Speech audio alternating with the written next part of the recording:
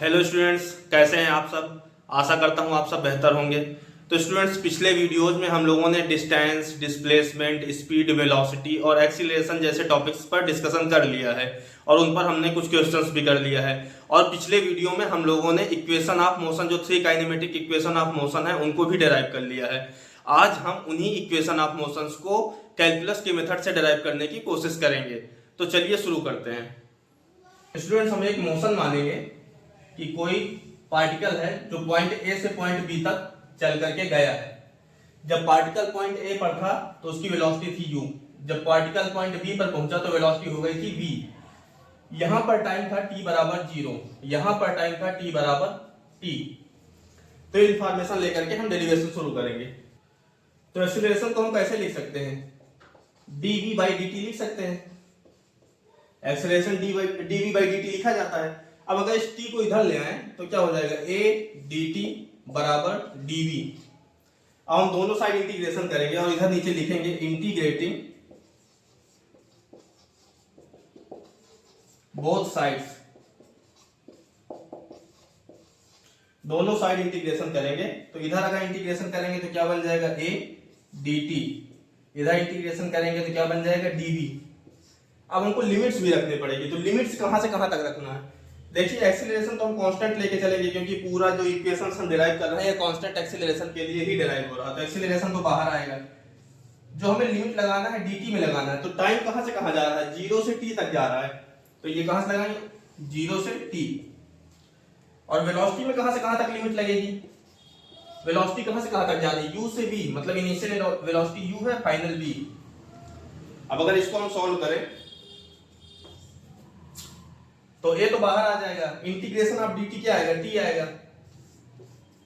Limit अभी भी 0 से t है, बराबर इंटीग्रेशन ऑफ dv क्या आएगा? v आएगा।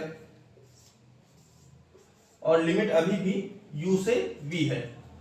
अब इसके आगे चलते हैं।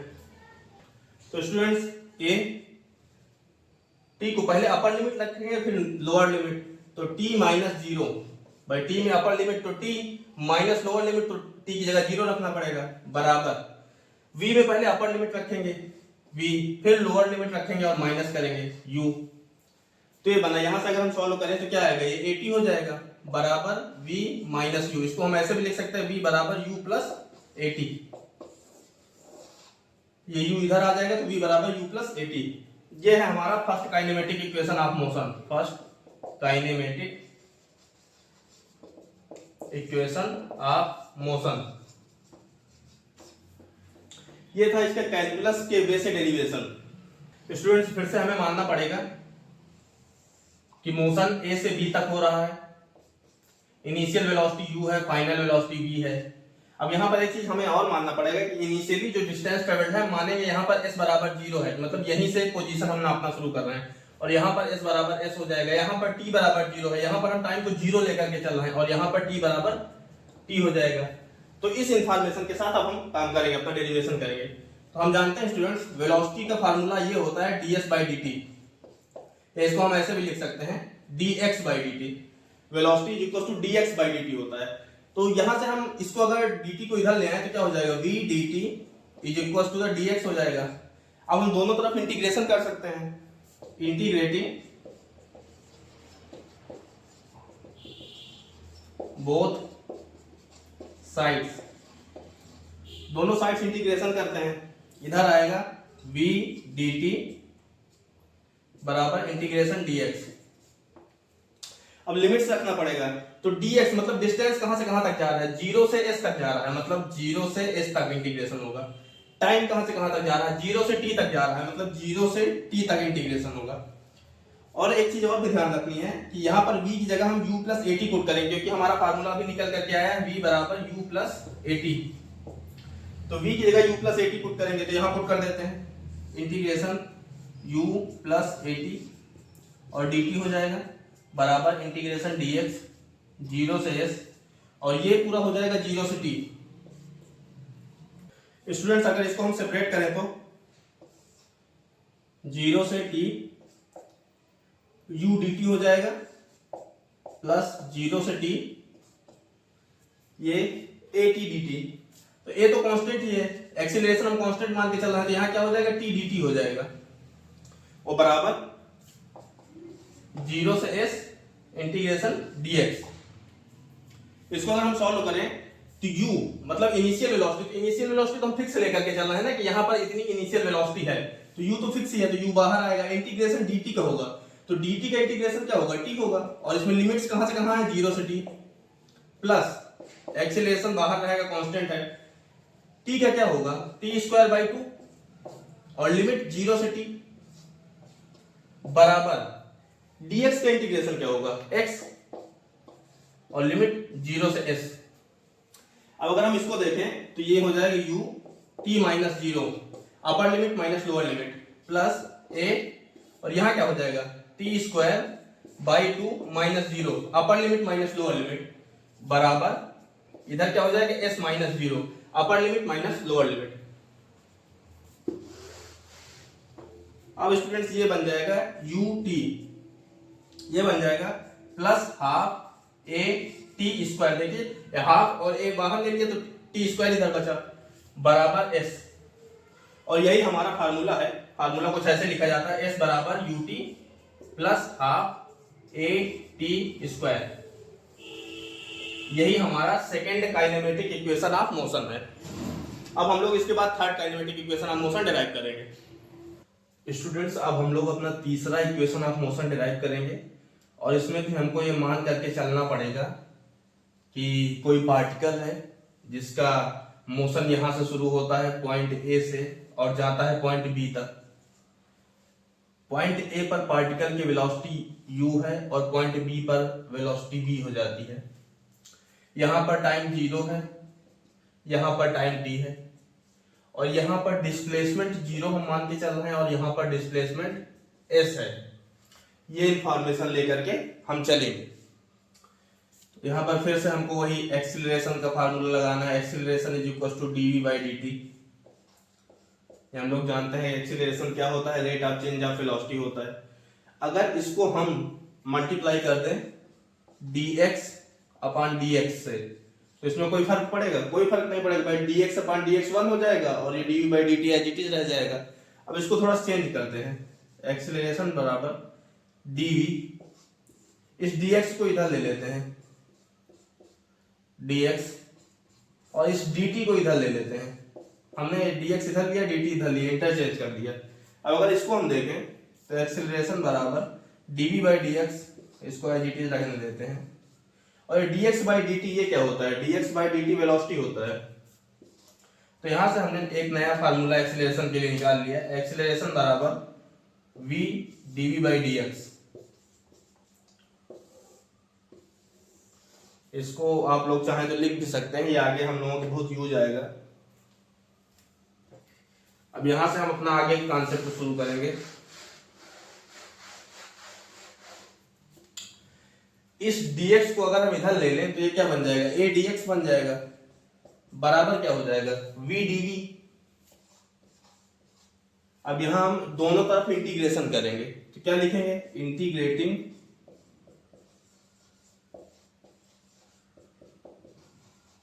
बोथ साइड्स, दोनों साइड्स हम इंटीग्रेशन करेंगे। तो इधर कर देते हैं इंटीग्रेशन a dx बराबर इंटीग्रेशन v dv। तो इधर इंटीग्रेशन x पर हो रहा है, मतलब डिस्प्लेसमेंट पे हो रहा है। तो डिस्प्लेसमेंट कहां से कहां वैरी हो रहा है, 0 से s तक वैरी हो रहा है। तो लिमिट्स क्या लगेंगे, 0 से s। यहां वेलोसिटी पर इंटीग्रेशन हो रहा है, तो वेलोसिटी कहां से कहां वैरी हो रहा है, u से v, तो यहां लिमिट्स लगेंगी u से v। अब एक्सीलरेशन तो हम कांस्टेंट मान के चल रहे हैं, तो एक्सीलरेशन बाहर आ जाएगा। इंटीग्रेशन ऑफ dx क्या होगा, इंटीग्रेशन ऑफ dx x ही होता है, और लिमिट 0 से s बराबर v dv, इसका इंटीग्रेशन क्या होगा, v²/2, और लिमिट्स u और v। अब अगर हम यहां जाएं तो ये a इधर क्या हो जाएगा, s-0 upper limit minus lower limit, upper limit s है, लोअर लिमिट 0 है, तो s-0 बराबर इसमें अपर लिमिट रखेंगे तो क्या हो जाएगा, v²/2, लोअर लिमिट u²/2, भाई v की जगह ये v रखेंगे तो v²/2, minus lower limit v की जगह u रखेंगे तो u²/2 यहां से आगे चलते हैं।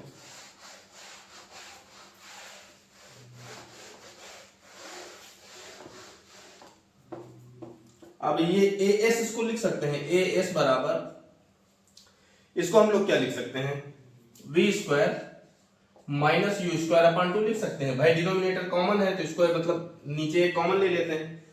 अब 2 को अगर इधर मल्टीप्लाई करते हैं तो क्या बन जाएगा, 2as बराबर V square minus U square.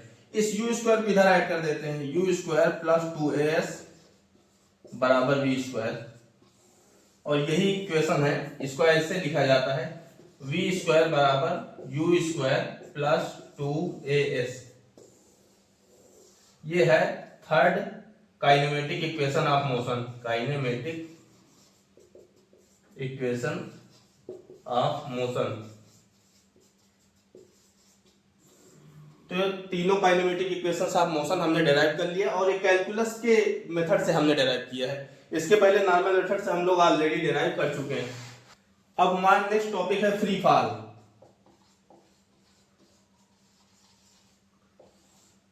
Free fall का बेसिक मतलब ये है कि जब हम किसी भी ऑब्जेक्ट को धरती के सतह से थोड़ा ऊंचाई पर ले जाकर के छोड़ देते हैं और वो ऑब्जेक्ट नीचे की तरफ गिरता है तो उस पर बेसिकली एक ही फोर्स लग रही होती है, अर्थ की gravity.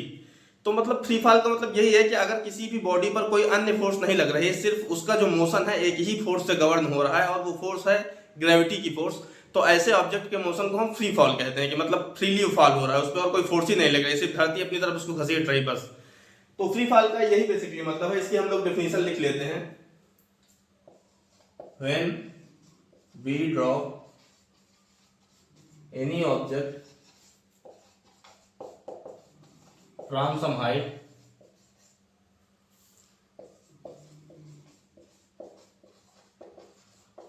then it is accelerated towards the earth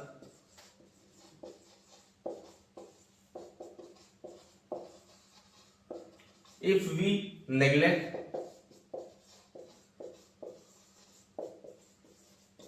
air resistance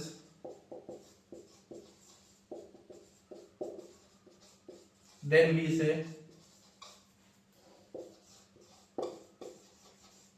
that the object is in the state of free fall।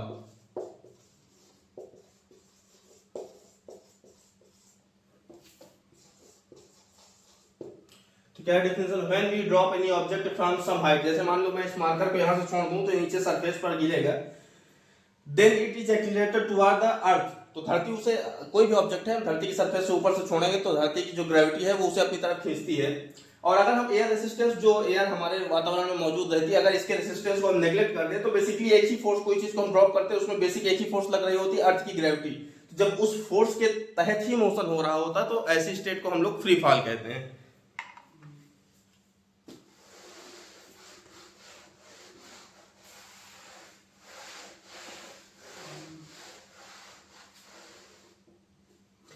Free fall का एक और इंपॉर्टेंट कॉन्सेप्ट है, during free fall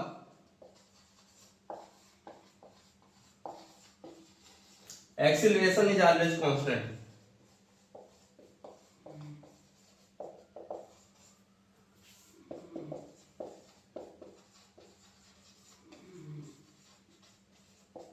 acceleration constant होता है और एक्सीलरेशन कांस्टेंट होता है तो यहां से हम कह सकते हैं फ्री फॉल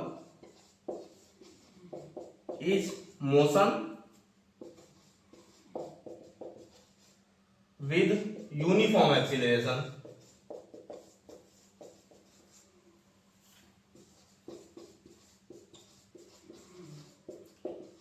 इसका मतलब हमने जो 3 kinematic equations of motion derive किए थे वो फ्री फॉल में हम एग्जैक्टली अप्लाई कर सकते हैं बहुत ही आसानी से। तो ये बेसिक कॉन्सेप्ट था फ्री फॉल का। अब इसके बाद हम कुछ क्वेश्चंस डिस्कस करेंगे। स्टूडेंट, हमारा जो क्वेश्चन है वो है एनसीईआरटी का एग्जांपल 2.3।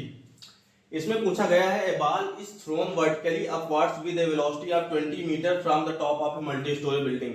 कहा गया है कि ये कोई बिल्डिंग है, बिल्डिंग के एकदम टॉप वाले फ्लोर से जो है बॉल को ऊपर की तरफ फेंका गया है और स्पीड कितनी है 20 मीटर पर सेकेंड, मतलब ऊपर की तरफ फेंका गया तो इनिशियल वेलोसिटी कितनी है 20 मीटर पर सेकेंड, ये गिवन है हमको।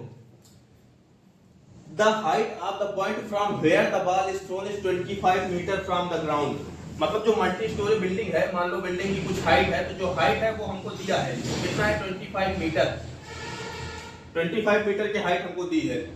और हमसे पूछ रहा how high will the ball rise, कि बॉल कितनी हाइट तक जाएगा। और दूसरा question how long will it be before the ball hits the ground, कि मतलब बॉल पूरा ग्राउंड को हिट करने में कितना टाइम लगाएगा। तो पहले इस क्वेश्चन को हम लोग समझेंगे कि एक्चुअल में क्वेश्चन में पूछा क्या गया है। आप लोग क्वेश्चन को नोट कर लेना पॉज करके।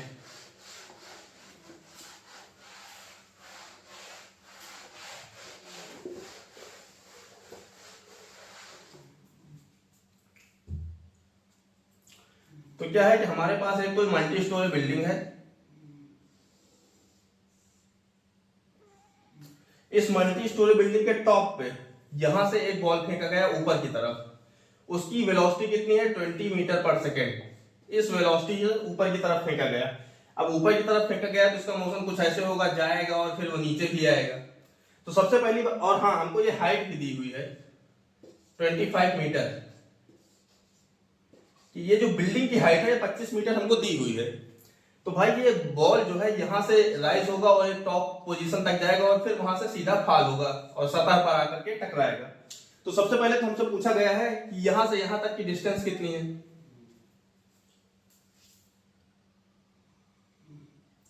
हाँ, सबसे पहले हमसे पूछा गया है कि यहां से यहां तक की डिस्टेंस कितनी है, और दूसरा पॉइंट हमसे पूछा गया है कि पूरा इस मोशन को ट्रेवल करने में उसको टाइम कितना लगेगा। तो सबसे पहले देखते हैं यहां से यहां तक की डिस्टेंस कितनी है। तो इसमें फार्मूला कौन सा लगा सकते हैं। तो सबसे पहले पहला फार्मूला लगाते हैं, v बराबर u प्लस ए टी। क्या यहाँ पे लगा सकते हैं। देखिए फाइनल वेलोसिटी यहाँ पर क्या हो जाएगी, यहाँ पर वेलोसिटी तो जीरो हो जाएगी ना, फाइनल वेलोसिटी तो जीरो, तो फाइनल तो हमको पता चल गया, इनिशियल भी हमको पता है, एक्सीलरेशन हमको पता है। एक्सीलरेशन हमको पता है कि पूरे मोशन के दौरान जो एक्सीलरेशन लगेगा वो एक्सीलरेशन ड्यू टू ग्रेविटी ही लगने वाला है। तो एक्सीलरेशन भी हमको पता है। हमको क्या चीज नहीं पता, टाइम, टाइम नहीं पता। तो यहां से हम टाइम निकाल सकते हैं। तो देखिए निकालते हैं, final velocity 0, initial velocity 20, acceleration यहां पर ध्यान देने वाली बात है कि एक्सीलरेशन यहां अगर एक्सीलरेशन को हम 10 लेते हैं तो उसको -10 लेंगे। क्यों, क्योंकि मोशन ऊपर हो रहा है और एक्सीलरेशन नीचे लग रहा है, एक्सीलरेशन मोशन के डायरेक्शन के अपोजिट लग रहा है, इसलिए हम नेगेटिव लेंगे। और टाइम t, तो यहां से अगर हम टाइम निकालें तो क्या हो जाएगा 20 बराबर 10t और t बराबर 2 सेकंड। मतलब यहां से यहां तक पहुंचने में बॉल को कितना समय लगेगा, 2 सेकंड का समय लगेगा। ठीक है, इस पॉइंट को हमने नोट कर लिया। लेकिन अभी भी हमारे अपने प्रश्न का उत्तर नहीं मिला। हमसे पूछा गया कि यहां से यहां तक कितनी दूरी तय करेगा। ठीक है, इसके लिए भी इक्वेशन अप्लाई करते हैं। इक्वेशन s बराबर ut plus half A T square, इसको अप्लाई करते हैं, इससे शायद s निकला है हमारा। तो s ut इनिशियल वेलोसिटी हमको पता है, टाइम हमको यहां से पता चल गया, हाफ a भी पता है और टाइम हमको पता चल गया। तो यहां से हम आसानी से s निकाल सकते हैं। देखिए u कितना है 20, टाइम कितना है 2 प्लस हाफ, एक्सीलरेशन कितना है ऊपर के टाइम एक्सीलरेशन -10 और t कितना है, हाँ 2 सेकंड, 2 का स्क्वायर 4, t स्क्वायर है तो 4 हो जाएगा, 22 जा 40, यहां पर माइनस हो जाएगा, 2 से 5 4 जा 20, 40 माइनस 20 कितना आएगा 20 मीटर। मतलब हमको ए पार्ट जो है उसका आंसर मिल गया कि यहां से यहां तक की हाइट, मतलब जो हाइट ऊपर जाएगा वो कितनी है 20 मीटर, 20 मीटर की हाइट ऊपर जाएगा। अब हमको दूसरा उत्तर चाहिए कि पूरा यहां से यहां तक नीचे तक आने में उसको समय कितना लगेगा। तो इसको भी देख लेते हैं। पहला पॉइंट हमने निकाल ही लिया कि इसको यहां से यहां तक जाने में 2 सेकंड का समय लगेगा, ऑलरेडी निकाल चुके हैं। मतलब हमको ये पता करना है कि यहां से यहां तक गिरने में उसको कितना समय लगेगा।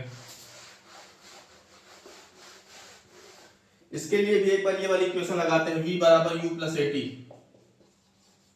अगर हम मान लें कि हमारी बॉल यहां से है, तो यहां से जब बॉल नीचे आएगी तो फ्री फॉल की कंडीशन में होगी, तो ऊपर उसकी वेलोसिटी क्या होगी, यहां पर वेलोसिटी तो 0 होगी ना, तो इनिशियल वेलोसिटी 0, फाइनल वेलोसिटी हमको नहीं पता, ये भी हमको नहीं पता। एक्सीलरेशन क्या हमको पता है, पता है एक्सीलरेशन कितना होगा -10, टाइम नहीं पता, यहां से यहां तक आने में कितना समय लगेगा नहीं पता हमको, t। तो देखिए दो वेरिएबल्स है, इस इक्वेशन को हम नहीं लगा सकते क्योंकि दो वेरिएबल्स, हम सॉल्व कैसे करेंगे। अब दूसरी इक्वेशन लगाते हैं हम लोग, s बराबर ut plus half A T square. तो स्टूडेंट्स s एस हम देखिए यहाँ से निकाल सकते हैं। डिस्टेंस कितना है, ये डिस्टेंस 25 मीटर, ये ऊपर वाला डिस्टेंस जो है हमने निकाला 20 मीटर, तो ये पूरा डिस्टेंस कितना हुआ 20 मीटर प्लस 25 मीटर, तो डिस्टेंस कितना होगा 20 प्लस 25। यू यहाँ मतलब इनिशियल वेलोसिटी, यहाँ पर वेलोसिटी कितनी, यहाँ पर तो जीरो है ना, यहाँ से तो फ्री फॉल होना शुरू होगा, तो यहाँ पर तो जीरो है, 0 multiplied by T plus half.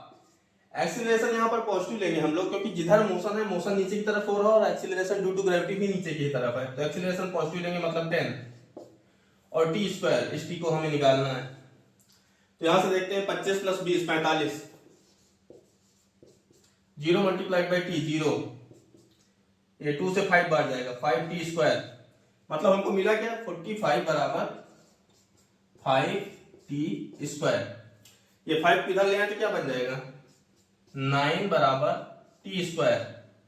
देखिए 5 इधर जाए तो 5 9 गया, 9 बराबर टी स्क्वायर। तो यहां से हम टी की वैल्यू क्या निकाल सकते हैं 3 सेकेंड। भाई टी स्क्वायर 9 है तो टी कितना होगा 3 होगा, तो मतलब 3 सेकेंड। यहां से पूरा यहां तक गिरने में कितना समय लगेगा 3 सेकेंड, और हमने ऑलरेडी निकाल लिया यहां से यहां तक जाने में कितना समय लगेगा 2 सेकेंड, ये हम पहले भी निकाल चुके। तो पूरा मोशन यहां से लेकर के यहां तक आने में कितना समय लगेगा 2 सेकेंड प्लस 3 सेकेंड मतलब 5 सेकेंड। तो बी का आंसर क्या होगा 5 सेकेंड। ये आपका पार्ट बी का आंसर होगा। स्टूडेंट्स अब जो हमारा नेक्स्ट क्वेश्चन है वो नीट 2020 में पूछा गया क्वेश्चन है। इसमें कह रहा है a ball is thrown vertically downwards with a velocity of 20 metre per second from the top of a tower.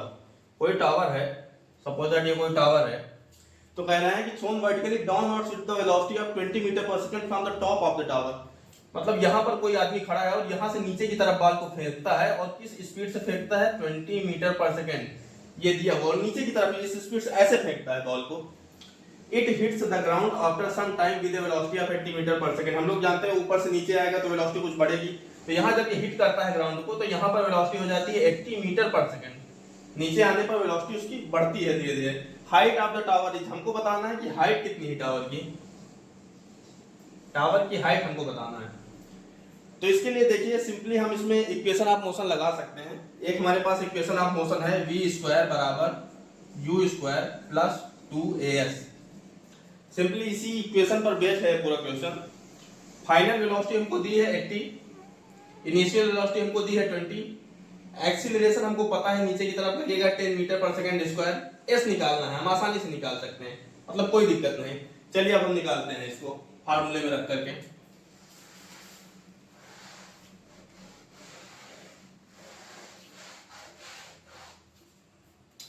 तो क्या हुआ v स्क्वायर मतलब फाइनल वेलोसिटी 80 का स्क्वायर बराबर u स्क्वायर इनिशियल वेलोसिटी 20 का स्क्वायर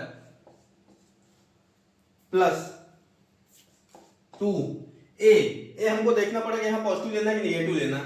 भाई मोशन नीचे की तरफ हो रहा है, एक्सीलरेशन ड्यू टू ग्रेविटी भी नीचे की तरफ है, तो a पॉजिटिव होगा, मतलब 10 यहाँ पर पॉजिटिव लेंगे।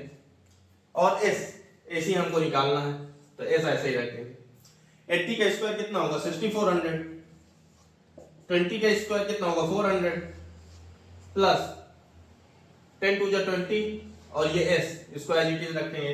इस 400 को इधर सब्ट्रैक्ट कर देंगे, कितना बचेगा 6000 बराबर 20s।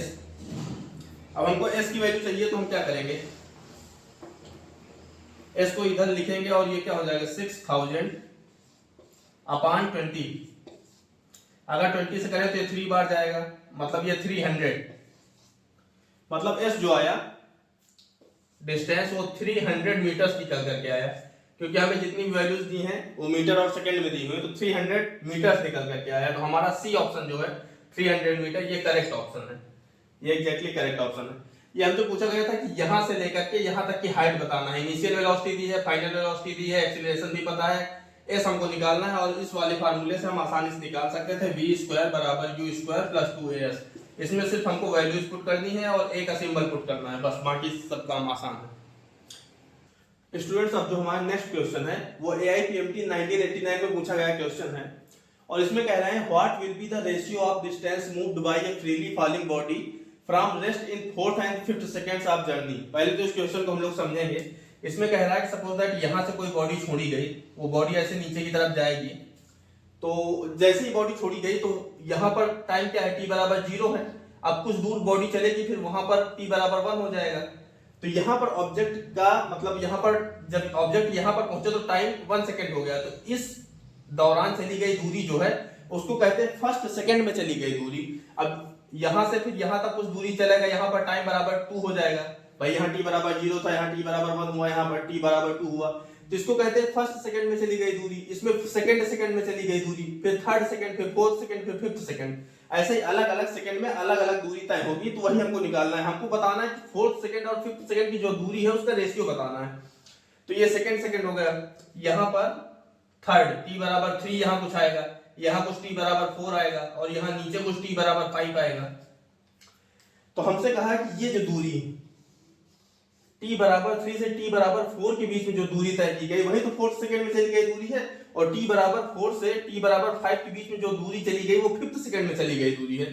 तो इसका हमें रेशियो निकालना है। तो इसके लिए हम सबसे पहले एक काम करते हैं कि t बराबर 3 पर मतलब जब टाइम 3 सेकंड था तब तक कितनी दूरी चली गई ये पहले निकाल लेते हैं। जब टाइम 4 सेकंड था तब कितनी दूरी चली गई, और जब टाइम 5 सेकंड था तब कितनी दूरी चली गई। अगर ये हमें पता चल जाए तो हम उनमें से माइनस करके ये डिस्टेंस निकाल लेंगे, ये डिस्टेंस भी निकाल लेंगे और फिर उनका रेशियो भी आसानी से निकाल लेंगे। तो चलिए इसको करते हैं। तो सबसे पहले हमको पता करना पड़ेगा t बराबर 3 पर कितना दूरी तय की गई। तो इसके लिए हम करते हैं s बराबर ut plus half at square. Distance travel करना है, मतलब डिस्टेंस हमें नापना है, तो s u मतलब इनिशियल वेलोसिटी। जब कोई भी चीज ऊपर से ऐसे ड्रॉप की जाती है तो एकदम ऊपर पे उसकी वेलोसिटी जीरो रहती है। तो u जीरो, तो u मल्टीप्लाई बाय t, ये पूरा टर्म जीरो हो जाएगा। तो बचेगा क्या, हाफ। एक्सीलरेशन हम नीचे की तरफ हो रहा है तो पॉजिटिव लेंगे एक्सीलरेशन, मोशन भी नीचे की तरफ है, एक्सीलरेशन भी नीचे की तरफ है, तो एक्सीलरेशन को हम पॉजिटिव लेंगे। तो ये क्या ले लेंगे, +10। और t स्क्वायर, t हमको कितने टाइम पर निकालना है, t बराबर 3 सेकंड पे निकालना है। तो 3 का स्क्वायर कितना हो जाएगा, 9 हो जाएगा। तो यहां से अगर हम निकालें तो देखो 2 से कट जाएगा 5, 9 5 जा 45। तो जो s निकल करके आया वो 45 मीटर निकल करके आया। मतलब अगर ऑब्जेक्ट को यहां से छोड़ा जाए तो 3 सेकंड बाद मतलब यहां पर वो ऑब्जेक्ट 45 मीटर नीचे होगा। मतलब ये पूरी हाइट यहां तक की 45 मीटर की हाइट है। यहां से छोड़ा गया ऑब्जेक्ट 3 सेकंड बाद वो ऑब्जेक्ट 45 मीटर नीचे होगा। अब हमको पता करना है कि 4 सेकंड बाद ऑब्जेक्ट कितना नीचे होगा। तो इसके लिए भी यही फार्मूला हम लगाएंगे। क्या करेंगे, s बराबर ut plus half at square. s हमको निकालना है, s बराबर ut तो 0 हो जाएगा, हाफ एक्सीलरेशन वही 10, यहां पर t स्क्वायर मतलब टाइम चेंज हो जाएगा। टाइम यहां पर 4 सेकंड लेना है तो t का स्क्वायर क्या हो जाएगा, 16 हो जाएगा। s बराबर हाफ, सॉरी इसको हाफ को काट देते हैं, ये 5 हो जाएगा। तो 16 बच्चे 80, मतलब यहां से 4 सेकंड तक दूरी कितना ट्रेवल करेगा ऑब्जेक्ट, 80 मीटर। मतलब ये पूरा 80 मीटर होगा यहां तक 4 सेकंड तक।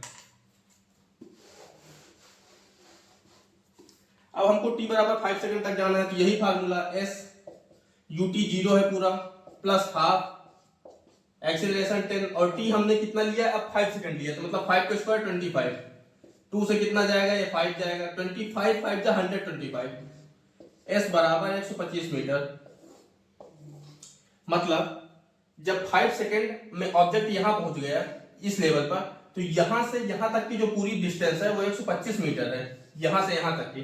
तो हमको क्या चाहिए, हमको ये डिस्टेंस चाहिए और ये डिस्टेंस चाहिए और इनका रेशियो चाहिए। तो हम क्या करते हैं, t बराबर 4 माइनस t बराबर 3 में माइनस कर देते हैं। मतलब 4 सेकंड में चली गई डिस्टेंस में अगर हम माइनस कर दे 3 सेकंड में चली गई डिस्टेंस, तो हमको 4th सेकंड में चली गई डिस्टेंस आसानी से पता चल जाएगी। तो ये डिस्टेंस कितनी है, पूरी 80 मीटर, माइनस करेंगे ऊपर वाली 45 मीटर, तो ये कितना आएगा, 35 मीटर।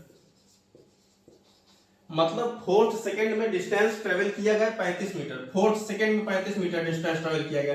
5th सेकंड में कितना डिस्टेंस ट्रेवल किया गया ये भी निकाल लेते हैं। इसके लिए हमें 5th सेकंड में कितना है, 125 मीटर, और 4th सेकंड तक डिस्टेंस कितना ट्रेवल हुआ, 80। भाई अगर ये डिस्टेंस हमको चाहिए तो इस पूरे में इसको माइनस कर दे, 125 में 80 माइनस कर दे तो ये निकल आएगा। तो 125 माइनस 80 ये कितना होगा, 45। तो इसी दोनों को हमें रेशियो चाहिए, distance travelled in 4th second and distance travel in 5th second, इसी का रेशियो चाहिए। तो 4th सेकंड में कितना ट्रेवल किया? 35 मीटर। 5th सेकंड में कितना ट्रेवल किया? 45 मीटर। इनका रेशियो कर देंगे तो 5 से कितना जाएगा? 5 से 7, 5 से 9, 7:9। हाँ ये 7:9, ये वाला आपका एकदम करेक्ट ऑप्शन है। बस इसमें थोड़ा सा समझने वाला क्वेश्चन था।